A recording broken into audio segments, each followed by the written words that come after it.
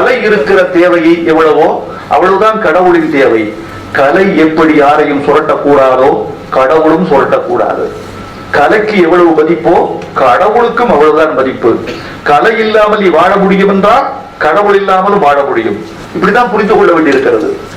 எனவே நான் புரிந்து கொள்கிறேன் ஒவ்வொருவரையும், இந்த கூட்டத்தை, வந்திருக்கிற பெருமக்களை, அரசியலை, விஞ்ஞானத்தை, இல்லறத்தை, வாழ்வியலை, ஆணை, பெண்ணை, குழந்தையை, தொலைந்து போன விமானத்தை, கபாலியின் தோல்வியை எல்லாம் புரிந்து கொள்ள வேண்டியிருக்கிறது.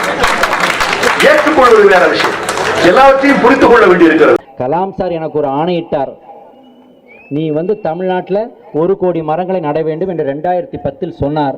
அதை தொடர்ந்து செய்வேன், செய்து முடிப்பேன். 1 கோடியை என்று நான் எட்டுகிறேனோ அன்றுதான் அங்கே இருக்கின்ற கலாம் ஐயாவின் ஆத்மாவுக்கு நான் உண்மையான அஞ்சலியை செலுத்தப் போவனாவேன்.